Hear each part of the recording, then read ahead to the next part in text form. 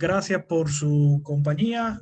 Soy José Hassan Nieves, editor general del toque.com, y en nuestra publicación hemos seguido con mucho interés las preguntas que nos hacen. Nos han llegado varias solicitudes de nuestra audiencia a través de nuestros canales de comunicación, el correo, el canal en Telegram, grupo de debate que tenemos en Telegram muy activo. Y las personas nos preguntan mucho si se pudiera generar espacios donde conversar en torno a estas noticias o referencias que están llegando, especialmente desde el aparato mediático estatal cubano, sobre la posibilidad de una unificación monetaria y o cambiaria en los próximos días. Hay rumores de que en octubre se produciría, hay rumores de incluso precios que adquirirían los productos, y todo esto ha generado una situación que a veces pasa por la zozobra y sobre todo tiene que ver con la incertidumbre.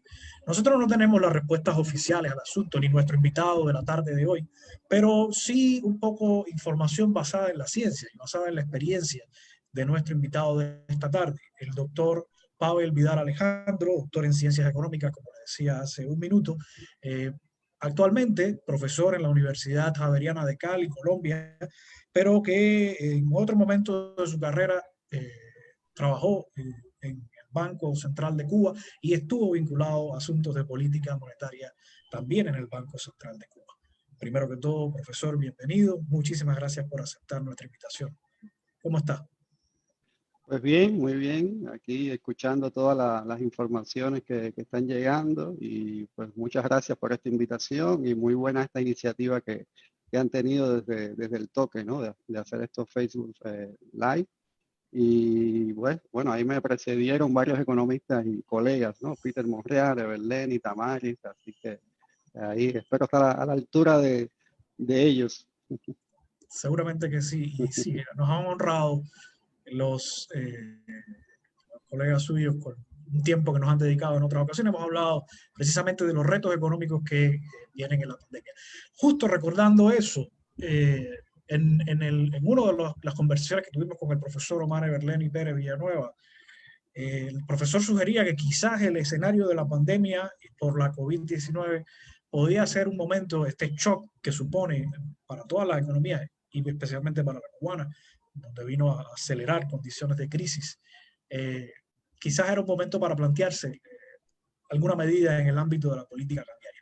Pero antes que entremos en materia, yo quisiera que los usuarios y las personas que nos acompañan en las redes a esta hora, que quizás no lo conocen a ustedes, conozcan un poco más al profesor Pavel Vidal Alejandro. ¿Cuál ha sido su experiencia en el ámbito de la política monetaria? ¿Cómo esos 7 años de trabajo en el Banco Central de Cuba? ¿Cuáles han sido sus temas fundamentales de investigación? Por favor, preséntese usted mismo, profesor. Pues sí, efectivamente, yo trabajé en el Banco Central desde que me gradué de la Universidad de La Habana, en la Facultad de Economía, en el año 99. Ahí estuve en el Banco Central, en la Dirección de Política Monetaria, una muy buena experiencia de trabajo, ¿no? De hecho, ha sido mi única experiencia fuera del sector académico, ¿no? Pero ha sido sumamente enriquecedora. Y ahí estuve hasta el año 2006.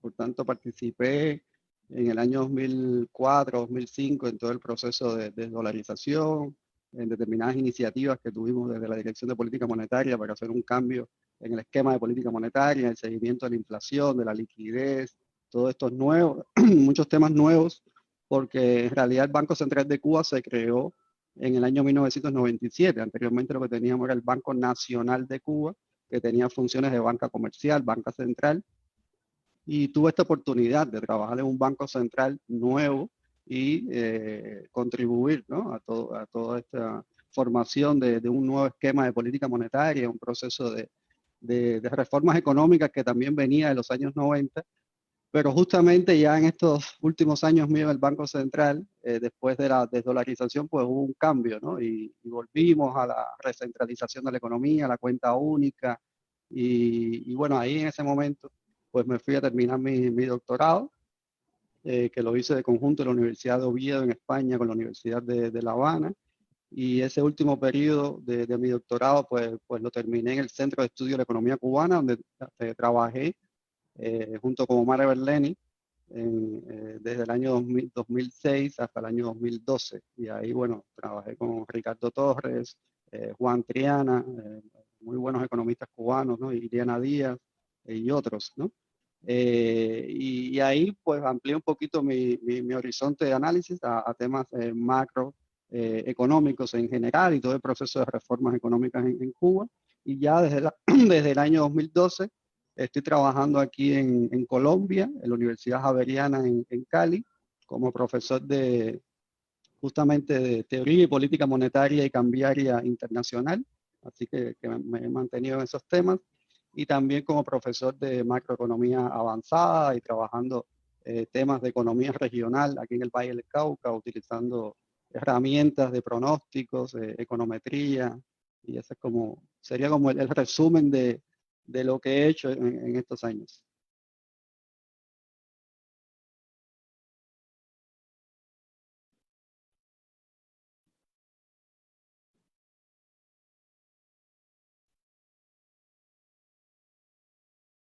¿No? Pues sí, como decía Hassan, estamos en estas expectativas, ¿no? Lamentablemente tenemos que hablar sobre un escenario que es hipotético, ¿no? No sabemos exactamente cuál es el proceso de reforma monetaria, pero sí hay confirmación de que estos audios y estas imágenes pues tienen alguna coherencia con lo que se venía pensando, ¿no? Es decir, yo trabajé en el Banco Central de Cuba ya hace algunos años, ¿no? Como les decía, en una eventual reforma monetaria, una de esas versiones.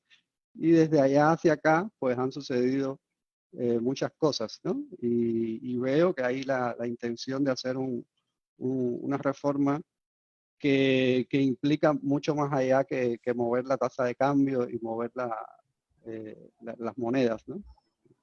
Dime, ya ahí Ya improvisé un estamos. poquito. Usted me salvó la tarde. Gracias. Gracias, muchas gracias. Bueno, continuamos entonces porque si no nos hemos ido del aire, ya había preguntas. Yo quería empezar la conversación con usted, entrando en materia y pidiéndole que nos argumente un poco un planteamiento suyo que fue recientemente publicado en el proyecto Horizonte Cubano de la Escuela de Leyes de la Universidad de Columbia. Decía usted en su texto, 6 lecciones de la política monetaria cubana. En 2004, el Banco Central consiguió desdolarizar la economía después de sostenerse la estabilidad fiscal y monetaria durante 10 años. Por tanto, si el dólar acaba de reinstaurarse en la economía cubana, tocará esperar tal vez otros 10 años, durante los cuales se corrijan los actuales desequilibrios y la confianza en la moneda nacional, antes de que el Banco Central se le ocurra proponer una nueva desdolarización. La unificación monetaria está descartada en el corto y mediano plazo, así de categórico es usted. Se podrá sacar el CUC y hacer alguna corrección en las tasas de cambio, pero se mantendrá la dualidad CUP, peso cubano, o moneda nacional, USD. ¿Sostiene usted el criterio, profesor? ¿Cómo lo argumenta? Sí, bueno, y conecta con la historia que estaba haciendo ahí mientras esperaba que tú llegaras.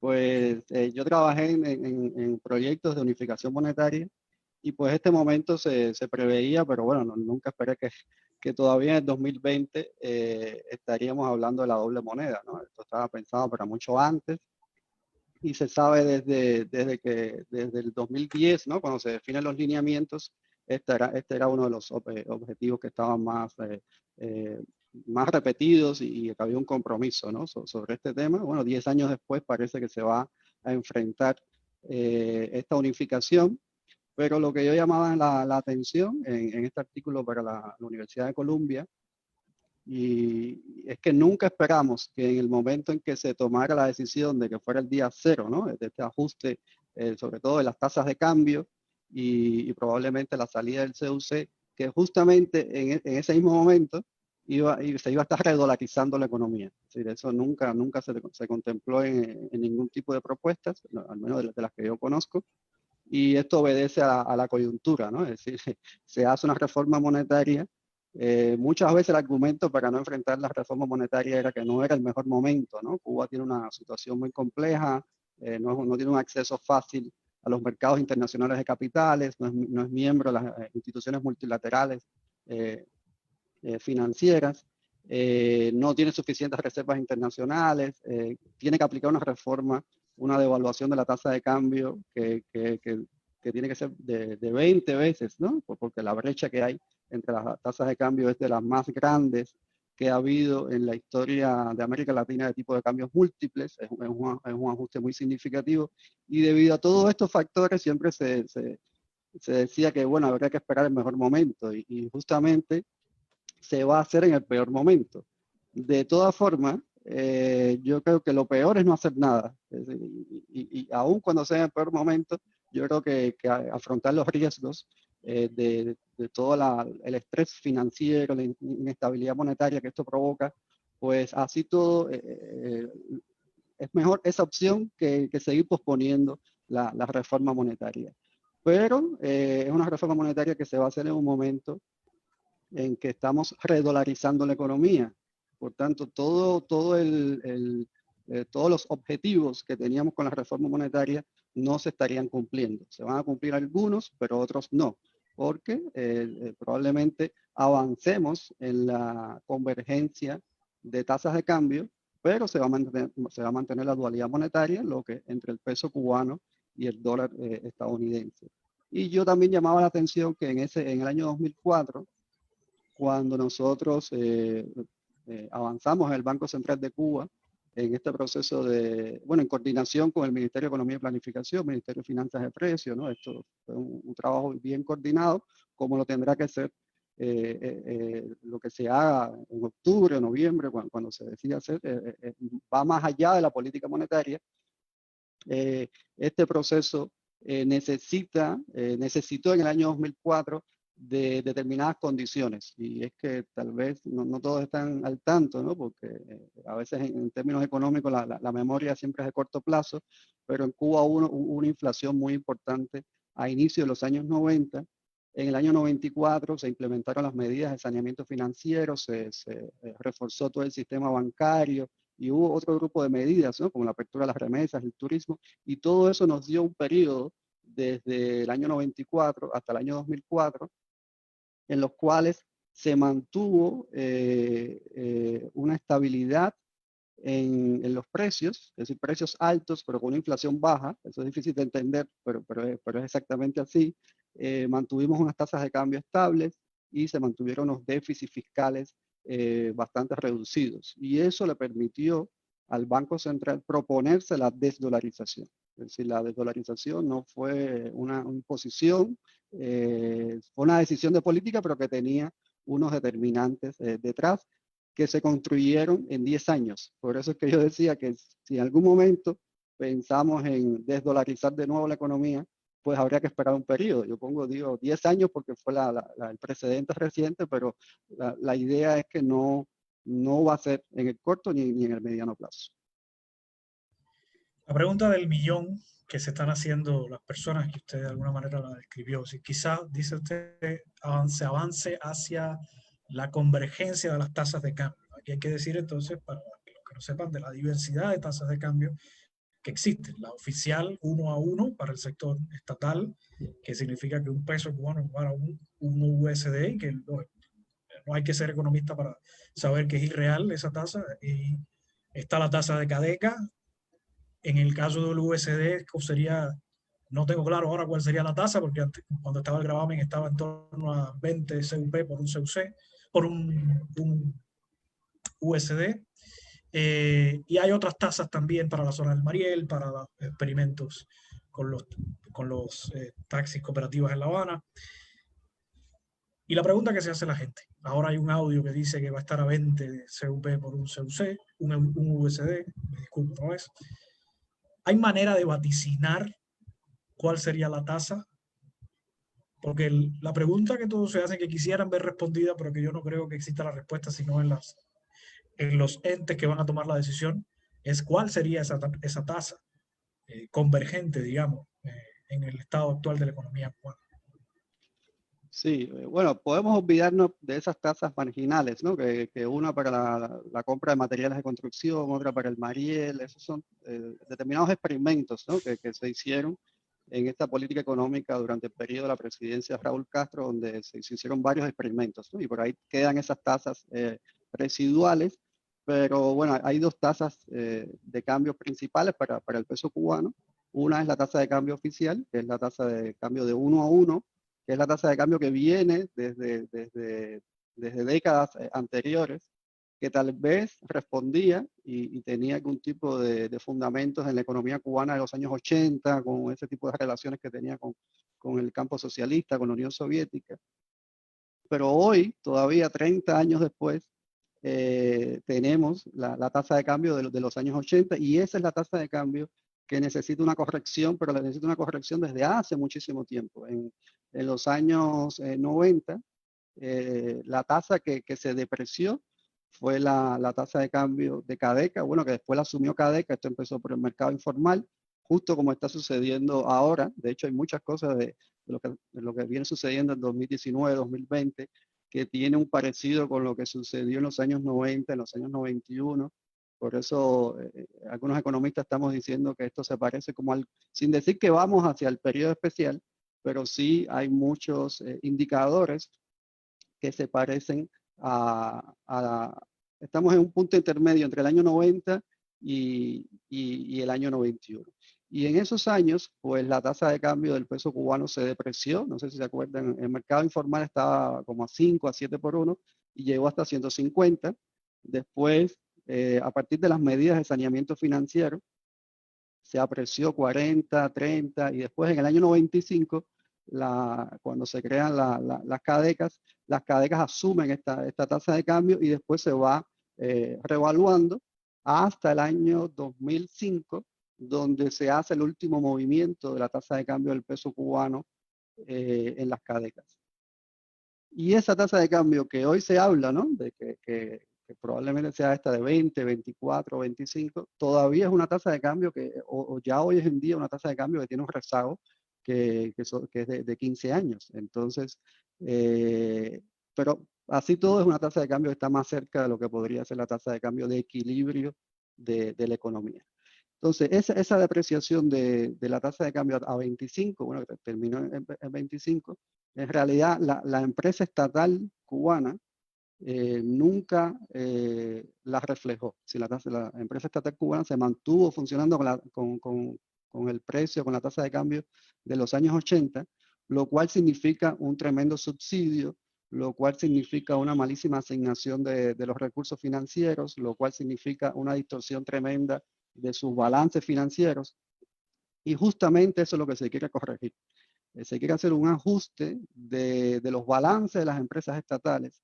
Se quiere que esos balances sean mucho más transparentes y reflejen una realidad económica que obviamente no es la de los años 80 y que no solamente sea un tema de medición económica, sino que eso implique decisiones económicas. Es decir, hay empresas que se van a ver beneficiadas, entonces se supone que tengan autonomía suficiente para aumentar sus inversiones, aumentar los salarios, pero también va a haber un grupo de empresas estatales que se van a ver perjudicadas porque ya no van a tener ese subsidio. Entonces, por ejemplo, si anteriormente importaba $1 millón, pues en sus balances reflejaban apenas $1 millón, ahora tendrían que estar reflejando 24 millones de pesos. Entonces, probablemente no puedan pagar ese 23 millones de pesos adicionales, y son muchas empresas que entrarán en pérdidas, pero son empresas que entrarán en pérdidas porque efectivamente son empresas que no son competitivas. Entonces habría que tomar una decisión de reestructuración, de convergencia de esas empresas o de cierre de algunas de esas empresas. Por eso es que hablamos de que esto va más allá de la política monetaria, y según estas informaciones que han aparecido, incluso con las declaraciones anteriores de los anuncios del ministro de Economía, pues da la idea que esto es un paquete, ¿no? Es un paquete de medidas que no es solo política monetaria, que siempre fue lo que dijimos desde el Banco Central de Cuba, y en ese sentido creo que está bien pensado, ¿no? En abarcar un grupo de aspectos que van más allá de la tasa de cambio y que incluyen también, como tú mencionabas, los salarios, los precios y los subsidios a los productos. Bueno, ya tenemos la primera pregunta de los usuarios. Yo quiero introducirla rápidamente a esta conversación porque es el propósito esencial. Gracias por su amplia explicación. La primera que recibimos, Lucia Alarcón, justo, ¿cree que los CUC van a ser cambiados a 24/1 antes de la desaparición del CUC? Creo que está preguntando que si va a haber un tiempo para que las personas que tienen CUC cambien todo su CUC a CUP,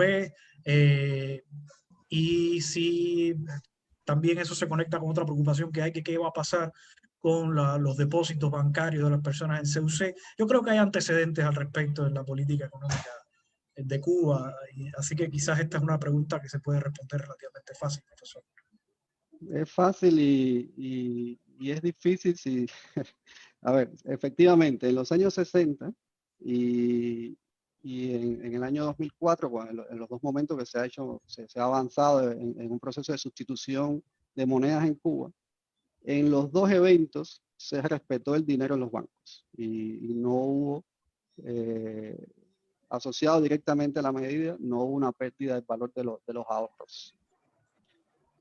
Yo no sé si esto ahora sea completamente posible. Sí, pero, qué malo que estamos hablando sin tener toda la información, ¿no? Pero pongamos el escenario hipotético que efectivamente todos los ahorros en CUC se pasen a, se den incluso 6 meses, ¿no? Para que se cambien a pesos cubanos a 25 o 24 por 1, ¿no? Eso podría, desde el discurso, ¿no?, presentarse como que no se ha afectado el valor de los ahorros, pero si uno mira en términos de finanzas duras, en realidad sí habría una pérdida en el valor de los ahorros por varios factores. Primero, porque te decía que esta tasa de 25 por 1 es una tasa que viene desde el año 2005. Pues ya es una tasa que tiene determinados rezagos. Segundo, porque estamos viviendo en Cuba y en el mundo entero una situación muy complicada, donde hay una recesión sincrónica. El 95% de los países van a experimentar una caída de su PIB per cápita. Eso no había sucedido en la historia económica, o al menos desde que hay estadística para tener estos registros. Y es una situación desafiante a todos los niveles. Y como respuesta a esta situación, por ejemplo, yo vivo en Colombia, y en la mayoría de las economías de América Latina, pues hemos visto una depreciación de las tasas de cambio.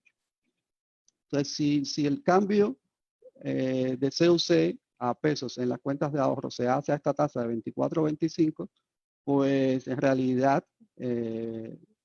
sí habría, en términos financieros, sí habría una pérdida del valor de los ahorros. Sí habría una pérdida, por ejemplo, si no sabemos cuál es la tasa de equilibrio, pero si la tasa de cambio de equilibrio está, a partir de todas estas nuevas condicionantes, está en 50, que no es desechable porque ya el peso convertible se había devaluado, alrededor ya estaba casi 1,80, casi 2 por dólar, por tanto una depreciación del 100% del peso cubano ante esta coyuntura no es irreal. Entonces, si la tasa de cambio del peso cubano es de 50 y se hace el cambio a 25, pues se estaría perdiendo la mitad del valor de los ahorros. Y yo creo que este va a ser el escenario, y me parece que por las informaciones que están llegando, los perdedores iniciales, yo creo que la medida en el mediano plazo va a tener muchos beneficios, pero en el corto plazo va a haber un impacto importante en el valor de los ahorros, y los ahorros en pesos cubanos y los ahorros en CUC van a tener una pérdida importante. El mercado financiero cubano es un mercado financiero muy simple. Las tasas de interés que ofrece, la máxima tasa de interés que uno puede obtener es a 6 años, con una tasa de interés del 7%. Ya esa es una tasa de interés que en términos financieros es una tasa de interés real, que es negativa. Es decir, no cubre no solo la eventual depreciación del peso cubano, sino que tampoco cubre la inflación. Entonces, todo el que tenga ahorros en pesos cubanos y en CUC, pues va a sufrir en el corto plazo una disminución del poder adquisitivo en dólares por la devaluación del peso cubano en el mercado informal, y también en el poder adquisitivo para adquirir bienes y servicios. Entonces, esto es una situación que en el corto plazo parece inevitable. Para los que les gusta hacer proyecciones de tasa de cambio, pues hay que tener mucho cuidado con las proyecciones, ¿no? Yo sigo hablando porque nuevamente Hassan no está. Y nosotros, los economistas, tenemos un chiste, ¿no? Que hay dos tipos de bobos, los que hacemos proyecciones de tasa de cambio y los que se lo creen. Entonces, no seamos ni un tipo de bobos ni otros, ¿no? Entonces, no sabemos exactamente, la tasa de cambio es un precio que es muy volátil, que incluso asume, por determinadas rigideces que hay incluso en todas las economías, asume una volatilidad y unos ajustes en determinados momentos que son excesivos, y es muy difícil la proyección de los valores de tasa de cambio. ¿Qué uno puede distinguir, ¿no? Y ahí tengo a Ana, ¿no? Asumiendo el papel que uno puede distinguir lo que es el movimiento de la tasa de cambio en el corto plazo de su equilibrio de largo plazo. Entonces, ¿de qué depende el valor del peso cubano en el largo plazo? Cuando digo largo plazo, puede ser mediano plazo, sí, 3, 4, 5 años, pues depende de los ingresos de dólares a la economía. Y sabemos que en el corto plazo hay menos remesas, hay menos turismo, hay menos exportaciones, los precios de los bienes cubanos en el mercado internacional, como el níquel o el azúcar, se han desvalorizado.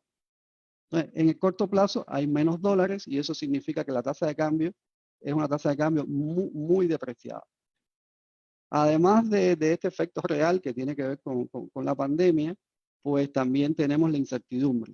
Pues todo esto, cuando hay este tipo de reformas en cualquier país, ¿no? El cambio de moneda, cambio de precios, correcciones de la tasa de cambio, se genera un momento de mucha incertidumbre, y es normal que en ese periodo de incertidumbre las personas recurran a comprar monedas extranjeras y se deprecie la moneda nacional. Entonces la tendencia sí puede ser en el corto plazo, este año, el próximo año, a una depreciación significativa del peso cubano. Puede llegar a 40, 50, eso no lo sé, puede llegar mucho más allá.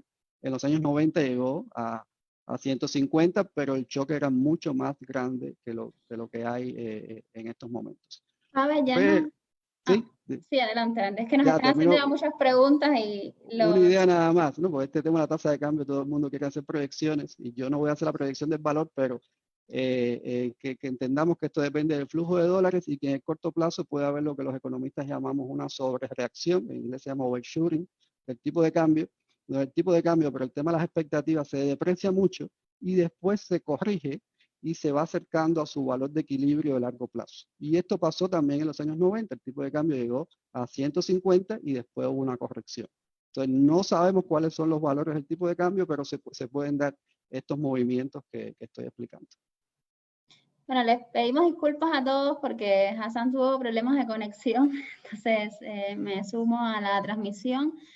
Yo soy Ana Lidia García, soy una de las editoras del Toque, así que bueno, seguimos conversando por acá. ¿Me escucha bien, Pavel? Sí, perfecto.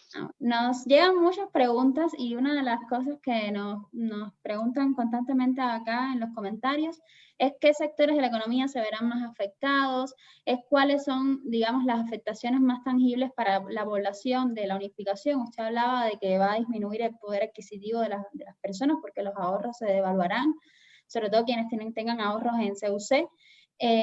Y también nos hablan de, o sea, poniendo en contexto lo que usted dice, es un momento complicado porque no están entrando muchas divisas al país, o al menos no físicamente. Entonces también eso puede hacer que se eleve mucho más la tasa de la moneda nacional.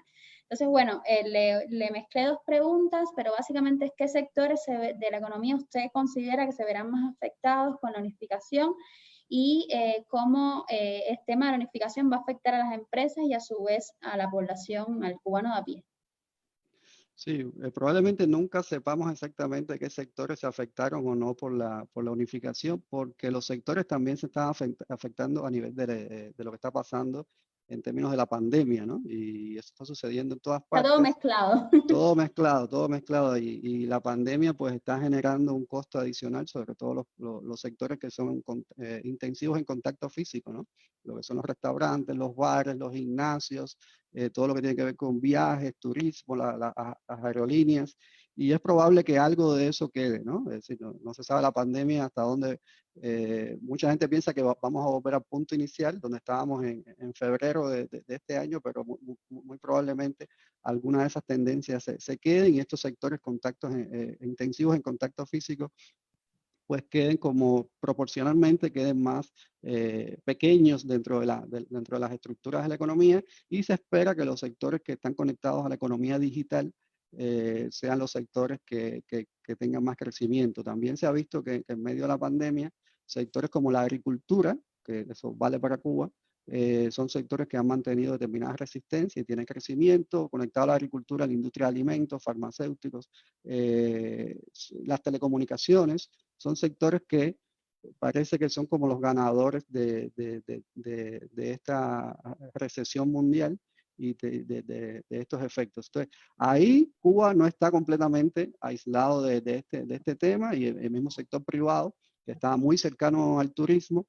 pues habrá que repensar, ¿no? Si todo el sector privado puede mantenerse tan conectado al turismo, o si efectivamente en este anuncio de apertura a la pequeña y mediana empresa, las cooperativas, ampliación del sector de trabajadoras por cuenta propia, efectivamente se le abre al sector privado oportunidades en estos sectores que en un escenario post pandemia se espera que sean los que a nivel internacional, y Cuba no está aislado de eso, pues lideren la recuperación económica.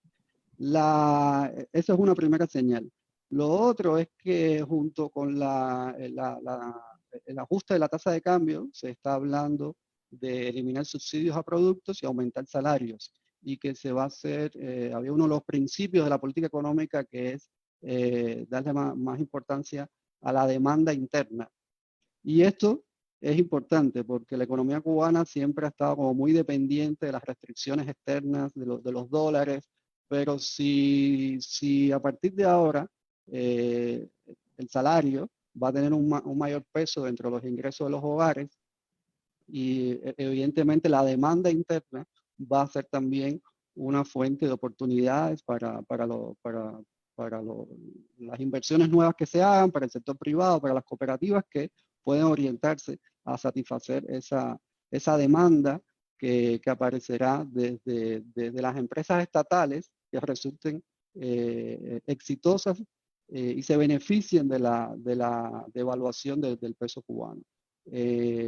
Toda empresa que tenga algún tipo de contribución en la sustitución de importaciones y en los ingresos externos, pues será parte de este grupo de ganadores después de la depreciación del peso cubano, mientras que las empresas que en su estructura de costos tienen una mayor dependencia de insumos importados, pues son las empresas que tienen una mayor vulnerabilidad a la depreciación de la tasa de cambio.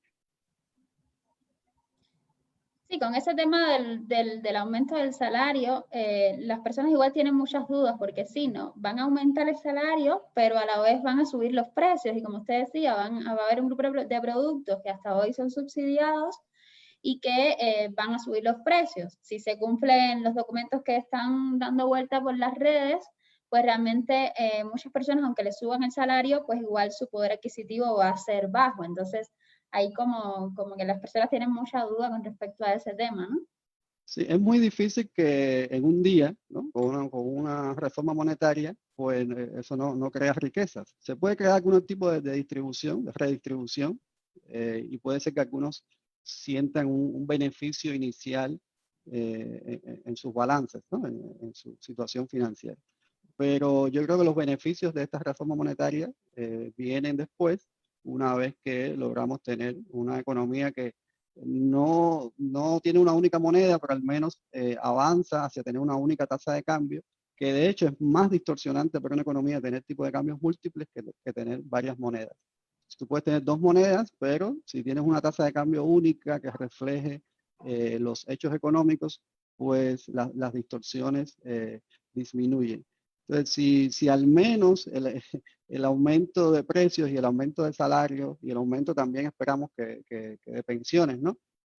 Nos deja en la misma situación, ya yo creo que eso es una ganancia. porque en realidad Cuba está pasando de un sistema, o la idea es de pasar a un sistema de subsidios universales, ¿no? A través del subsidio a productos, hacia un sistema donde se va a reforzar el salario, pero también hay que manejar un sistema de subsidios focalizados. Y la focalización de los subsidios es mucho más eficiente en el uso de los recursos fiscales, pero tiene un riesgo, que es que se queden fuera del sistema algunos grupos familiares que en realidad necesiten el subsidio. Entonces, hay que ver cómo se estructura todo este ajuste de precios y salarios, no para que haya ganadores, porque no creo que lo haya de inmediato, pero sí para que no haya perdedores, al menos las personas que dependen, los grupos familiares que dependen del salario y de las pensiones. Así es. Bueno, una pregunta que nos repiten y nos repiten es, ¿qué aconsejamos a las personas que tienen ahorros convertirlos a divisas extranjeras, a dólares o a otra divisa y no quedarse con esos ahorros en CUC? Igual ahora eso puede ser un caos porque todo el mundo pues comienza a cambiar su CUC y no es que haya mucha divisa tampoco dentro del país, pero bueno, ¿cuál es su recomendación con respecto a este tema de los ahorros? Sí, ya tú misma dabas respuesta. Ya en estos momentos, es decir, esta pregunta hace un año, pues teníamos el tiempo de hacer ajustes en nuestros balances, en la manera en que las monedas que manejábamos. Ya hoy en día los ajustes se están dando y el mercado informal, los precios, las tasas de cambio ya están reflejando esta nueva realidad. En realidad ya no hay mucho que se pueda hacer, ¿no? Uno siempre como cierto tipo de diversificación de monedas en función de la estructura de gastos, pero en términos financieros ya realmente esto es inminente y cualquier transacción que hagas, ya esa transacción tiene incorporada la información que ustedes tienen, pero que tienen todos los demás y entonces no van a tener ningún tipo de ganancia adicional. Los que previeron de alguna manera esta situación y tienen una composición de ahorros más concentrada en monedas extranjeras, pues tienen cierto tipo de respaldo, ¿no? Es decir, están menos expuestos y también las inversiones físicas, ¿no? Es decir, casas, negocios, dejando aparte el tema de la pandemia, ¿no? Que tiene otro efecto sobre los negocios y el valor de los activos, pero las inversiones físicas en este proceso que viene ahora de devaluación e inflación, porque son las dos cosas que van a suceder al mismo tiempo, van a generar pues algunas pérdidas reales. Y el problema es que el sistema financiero de Cuba es muy sencillo y no da muchas opciones de cobertura. Entonces no hay tantas opciones. Entonces, aunque uno sepa que van a subir los precios, pero bueno, ¿qué opciones hay? No hay tantas opciones desde el punto de vista financiero. Yo pienso que las opciones están en la economía real, en entender qué está pasando, no solo en Cuba, sino a nivel internacional con la pandemia, cuáles son los sectores que van a tener más dinamismo y ver el gobierno cubano efectivamente qué espacios abre y ver las coincidencias que haya entre estos sectores que se espera que tengan más crecimiento en la economía internacional y la apertura que hace el gobierno cubano. Entonces, donde hay una coincidencia, pues yo creo que ahí estarían las opciones para hacer las inversiones.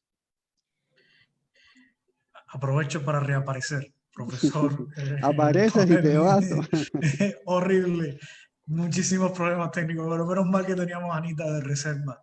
Ahí, mi colega Ana Lidia García, que se ha incorporado y que está llevando el diálogo. Ana, no te vayas porque mi conexión no ha mejorado y en cualquier momento me vuelvo a desaparecer. Solamente quería agradecerle públicamente a Ana por sumarse, a usted por la paciencia y por ir respondiendo las dudas de las personas. Repasemos un poco, Ana, de todas esas preguntas que ya han estado haciendo, ¿cuáles ya se han cubierto? ¿Cuáles nos quedan?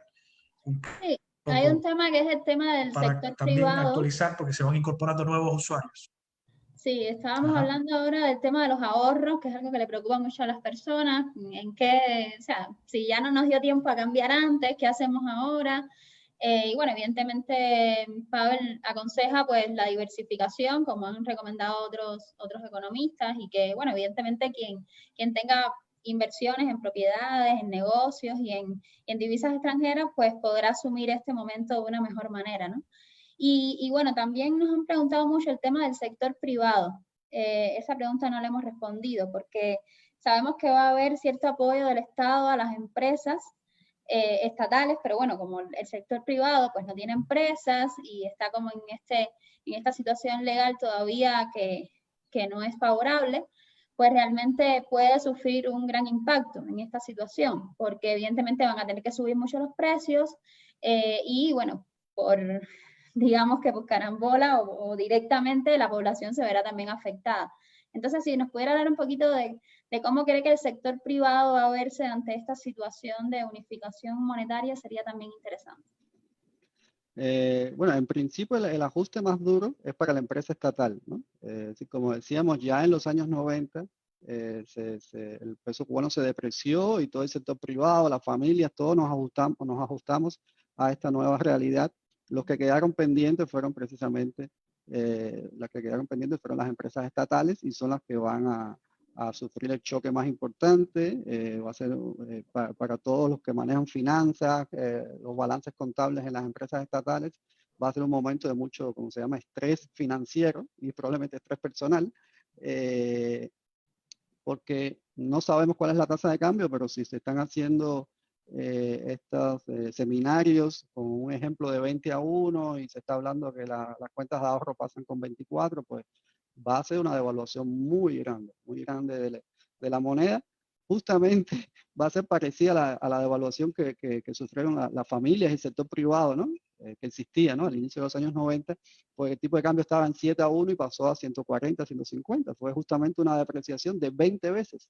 Y da la coincidencia que si estos audios apuntan a que el tipo de cambio va a ser de 20, pues también sería de 1 a 20. Entonces también la empresa estatal va a tener el mismo ajuste que tuvieron las familias, el sector privado, el sector informal al inicio y en este caso esas empresas 90. serían irrentables, o sea, no serían rentables Sí, y ahí la pregunta, cerrarían, ¿no? ahí está la pregunta del millón. ¿Qué van a hacer con las empresas irrentables? ¿Qué van a hacer? Porque si la idea es subsidiar a todo aquel que sea rentable, entonces no hacemos nada. Entonces, en algún momento yo escribí la diferencia entre una reforma monetaria nominal, que sería de este tipo, donde tú mueves la tasa de cambio, pero activas una cantidad de subsidios e impuestos que dejas a todo el mundo igual, entonces una reforma monetaria nominal, pero me da la impresión de que no es así. Me da la impresión de que sí, en algún grado, va a ser una reforma monetaria real, que va a tocar los salarios, que va a tocar los precios, y que les va a exigir a la empresa estatal que se reestructuren, que busquen algún tipo de solución.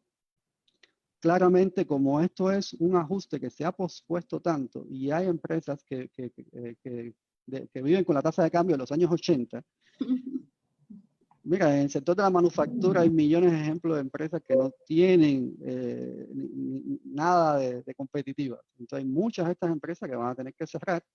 Siempre se ha dicho que para que no aumente de manera significativa el desempleo ante este ajuste cambiario del sector empresarial estatal, pues de forma paralela debería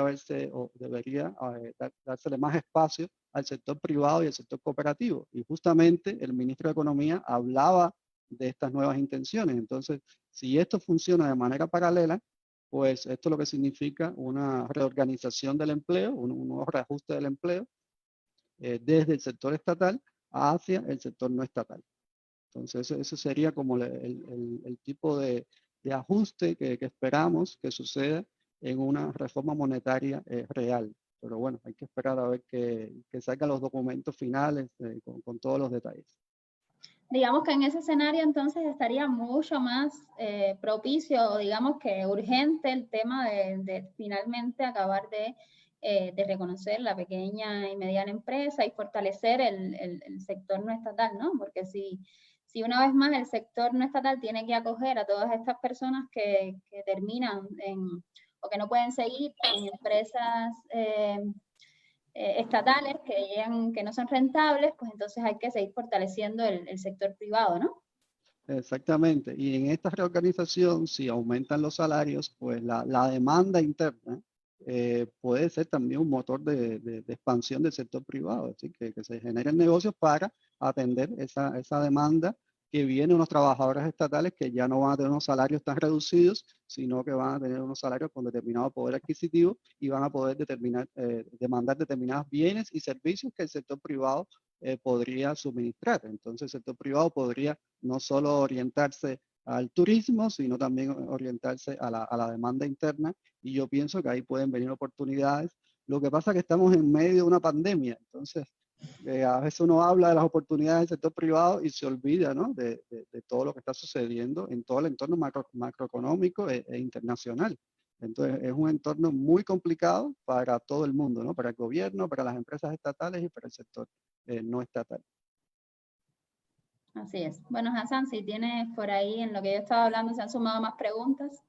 Sí, no, imagino que estaban respondiendo la pregunta de Doniel Díaz, ¿no?, sobre recomendaciones prácticas que le harían a los empresarios privados para prepararse para el día cero, o está relacionada con esto que estaban conversando. Esa podemos responderla ahora, Pavel, porque está muy conectada con lo que hemos estado hablando del sector privado y cómo pudiera fortalecer. ¿Qué recomendaciones prácticas le harían a los empresarios privados para prepararse para el día cero?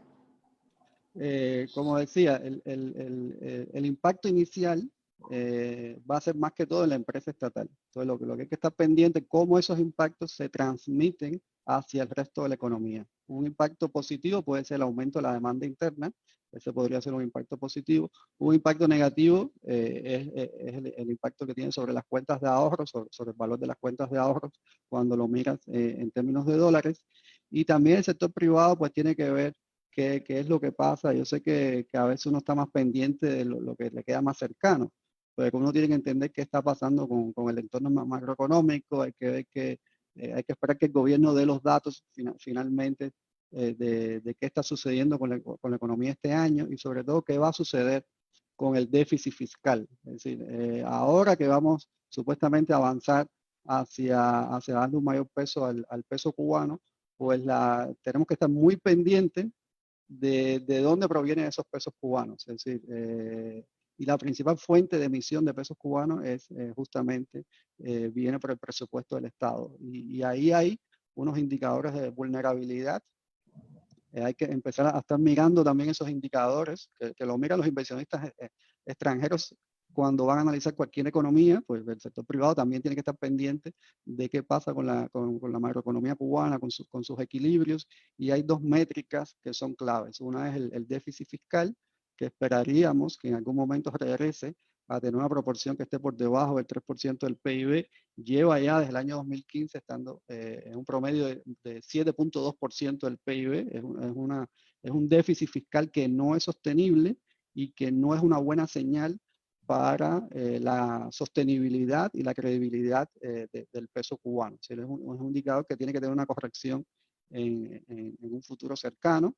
Y va a estar detrás del éxito de esta reforma monetaria. ¿Sí? Pues tú puedes hacer correcciones de la tasa de cambio de las monedas, pero tienes que tener unos equilibrios macroeconómicos que te respalden la conducción de la política monetaria. Y el otro indicador es la inflación. Y lamentablemente la Oficina Nacional de Estadística tiene unos datos de inflación de IPC que no tienen nada que ver con la realidad. En el mundo entero los datos de IPC y de inflación se manejan mensualmente, y Cuba durante mucho tiempo fue una economía como que bastante estancada en términos de precios, pero esta reforma lo que me da la impresión que va a significar es que vamos a tener una economía que va a estar como más en movimiento en términos financieros, en términos monetarios, que las tasas de cambio no van a estar por tanto tiempo fijas, que los salarios no van a estar por tanto tiempo fijos. De hecho, se le va a dar autonomía a las empresas estatales para que suban los salarios. Entonces, el sector privado va a tener que aprender a moverse en una economía que en términos monetarios y financieros es un poquito más dinámico, pero necesita información sobre todo de estas.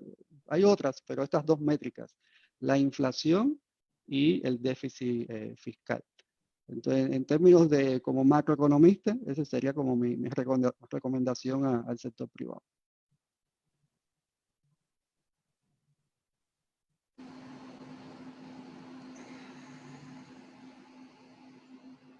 ¿Se queda o se va? ¿Hassan? Sí, no, tuve que... Hay una pregunta que nos hacen y que tiene que ver con qué sectores de la economía y la sociedad podrían estar más afectados. Y al mismo tiempo se conecta con otra pregunta que nos hicieron y es, ¿cuál es el efecto para esas empresas que queden irrentables como resultado del cambio de la tasa? ¿Cuál es el efecto? ¿Cómo se pueden explicar qué efectos podrían ocurrir hacia personas que no sean expertos en economía? Es una usuaria que se llama Jessica Román que nos hace esa pregunta. Repito, ¿qué sectores de la economía y la sociedad podrían estar más afectados y qué efectos? Ya esa primera la vimos ya, lo de los ya. sectores. Entonces, ¿y qué efectos tiene para, por ejemplo, los trabajadores de una empresa estatal que se tenga que declarar irrentable como resultado del cambio de la tasa?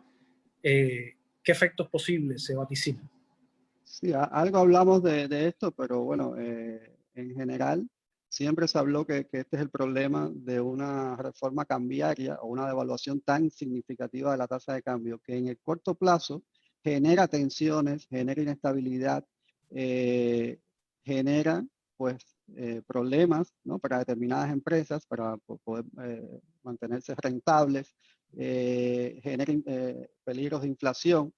Entonces, de hecho, cuando yo estaba en el Banco Central, a veces este era el balance que nos costaba trabajo demostrar, ¿no? Es decir, la reforma monetaria, cuando la presentábamos, todo el mundo se enfocaba en todos estos efectos negativos. Y fue una de las razones por las cuales siempre se posponía y se posponía. Porque hay que ver el lado positivo. Lo que pasa es que lo negativo llega rápido y lo positivo es un potencial y se va manifestando poco a poco. Sí, en el día a día de la cotidianidad uno no lo ve, ¿no? Porque como al que principio va a ser un choque, sí, va a ser un choque económico muy duro, ya estamos en una situación compleja, va a generar más inestabilidad, más estrés financiero, pero creo que es una medida que la economía cubana tiene que asumir. Ojalá pasen otras cosas, ¿no? Ojalá pase algo en las relaciones con Estados Unidos, ojalá efectivamente el gobierno cubano de manera acelerada y de una manera más sistémica y menos fragmentada, avance en un proceso de reformas estructurales, y todo esto potenciaría los beneficios de la devaluación y de la convergencia de las tasas de cambio. Pero en el corto plazo no hay un beneficio inmediato, ¿no? Lo que hace una tasa de cambio es que lo que modifica los precios relativos, si las proporciones económicas y financieras cambian, y si lo mueves de 1 a 20, pues cambian mucho más. Y entonces lo que te tienes que dar cuenta es en ese cambio, qué nuevas oportunidades se generan, qué nuevos sectores empiezan a aparecer mucho más rentables, que yo decía que deberían ser los sectores que tienen una vocación más exportadora o que participan en la sustitución de importaciones. Eso es como lo que dice el librito macroeconómico, que la devaluación de una moneda fomenta las exportaciones y fomenta la sustitución de importaciones. Y al interior de la economía, pues uno tiene que ir viendo eso, cómo se compone a nivel de los sectores.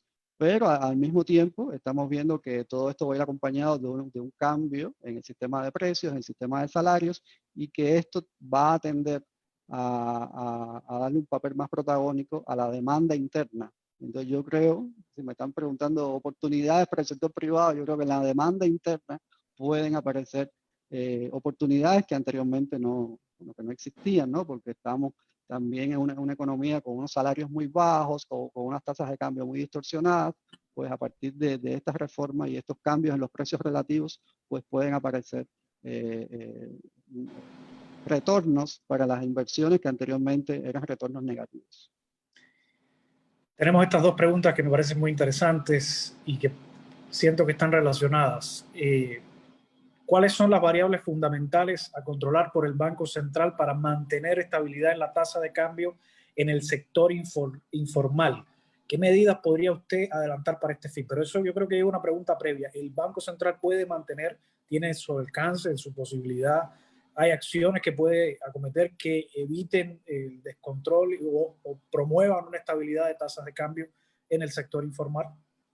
No, en realidad, no sé si recuerdan, cuando empiezan las CADECAS, había al inicio estas personas que revendían dólares, y al principio de instaurarse CADECA, pues habían varias tasas de cambio en el mercado informal, y esto poco a poco logró una convergencia, pero esa convergencia no fue impuesta.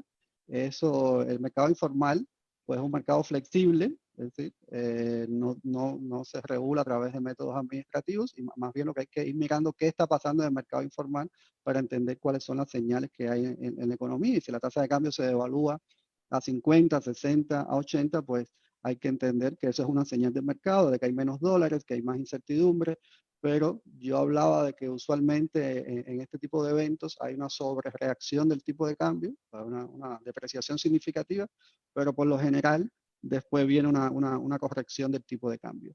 Y el Banco Central lo único que puede hacer es mirar qué está sucediendo en ese mercado, y probablemente tomar decisiones institucionales que reflejen más esta realidad. Y así ha sido siempre. La dolarización siempre empieza en los mercados informales y después se asume institucionalmente. Las tasas de cambio también sucede lo mismo, con los precios también sucede lo mismo. Entonces el mercado informal más bien es un proveedor de señales tempranas sobre lo que está pasando en la economía, y los que hacen política económica deberían observar esas señales y tomar decisiones institucionales que cada vez que sean más coherentes con estas señales. Rescato una cosa que usted acaba de decir. Lo que va a ocurrir en un principio puede ser una sobreapreciación, es decir, un valor, que se dispare el valor del dólar o el cambio con respecto al peso, y luego se empieza a acomodar. Pero un primer efecto es fuerte, ¿no? Una subida fuerte del valor. Sí, es lo que suele ocurrir. Es lo que suele ocurrir. Es lo que suele ocurrir. Y sucedió así también en Cuba en los años 90, ¿no? Y también se conecta con otra pregunta que nos hacen y que tiene que ver con este efecto que se anuncia un poco para compensar esa subida que va a ocurrir, que es en el área de los salarios y las pensiones, es decir, que van a subir, se va a reforzar o se va a producir aumentos de salarios y pensiones. Pero al mismo tiempo, habrán condiciones para satisfacer la demanda que ese dinero circulante genere.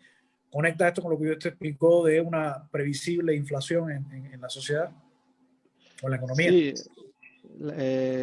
lamentablemente, es decir, este tipo de reformas económicas y sobre todo reformas monetarias se hacen teniendo suficientes reservas internacionales, teniendo tal vez el apoyo de un financiamiento internacional, internacional de última instancia, una institución multilateral.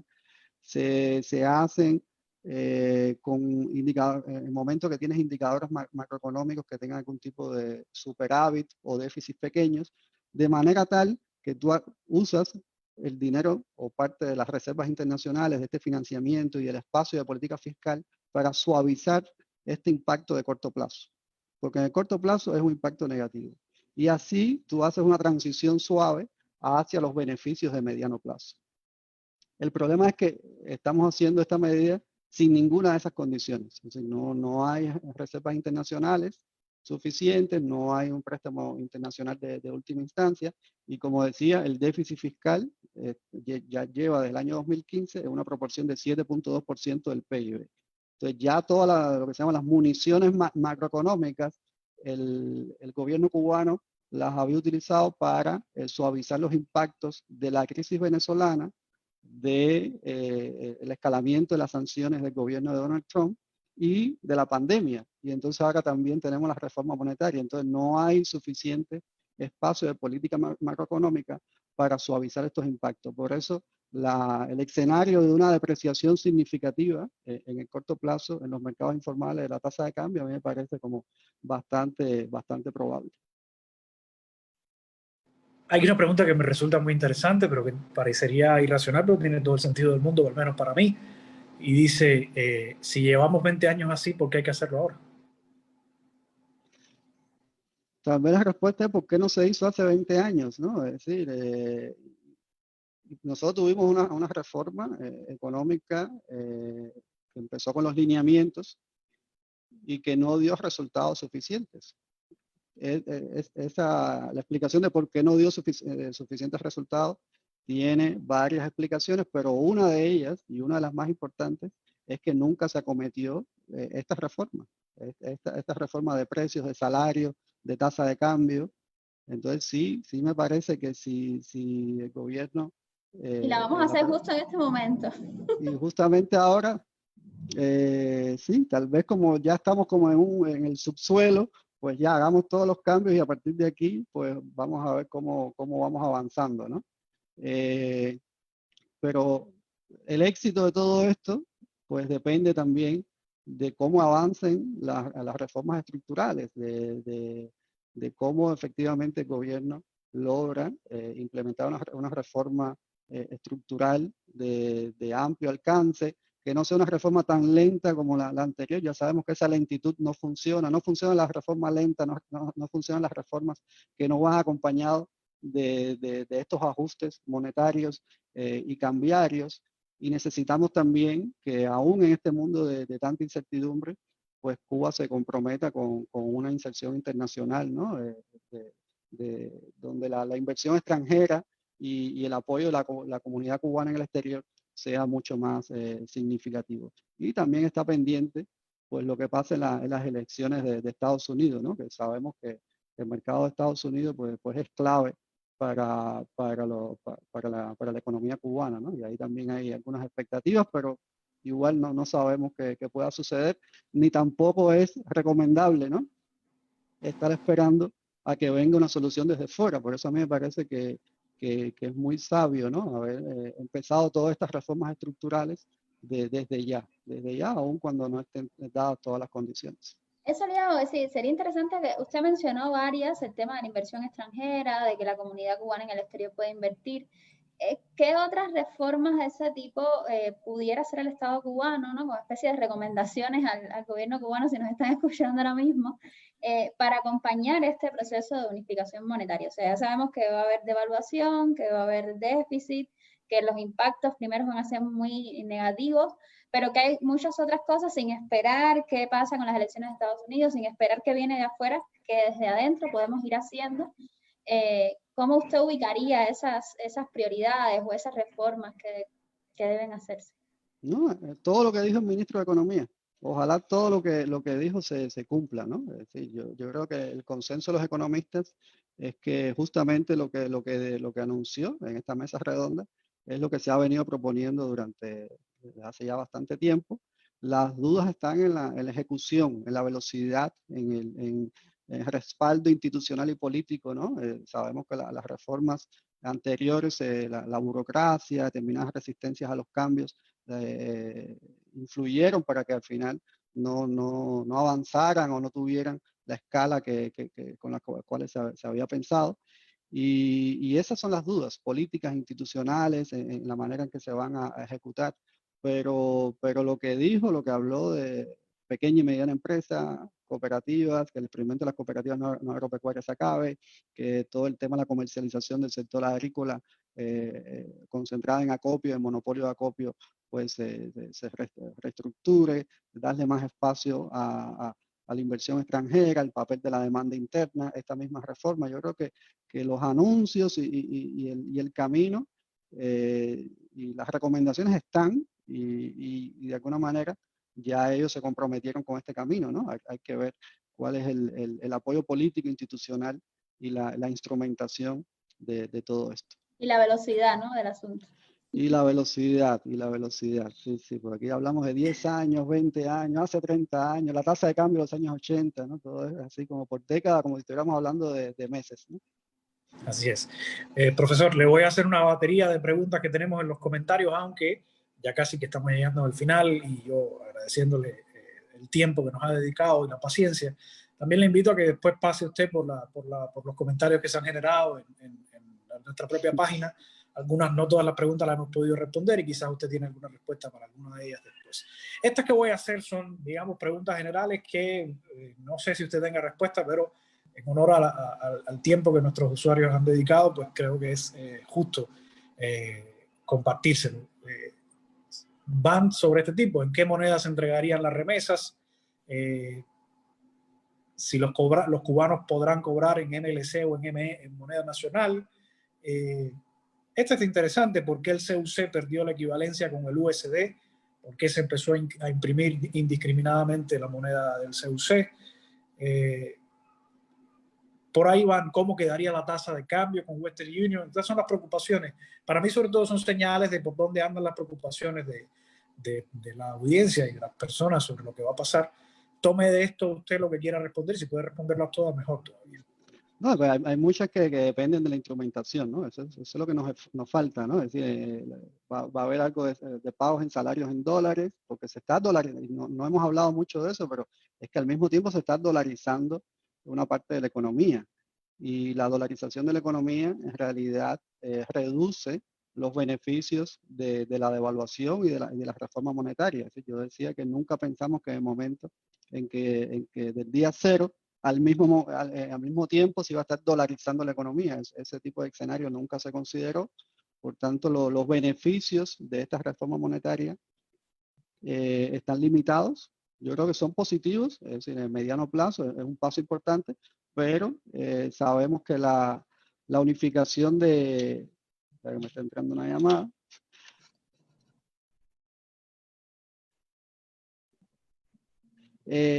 Sabemos que el avance hacia... Me perdí.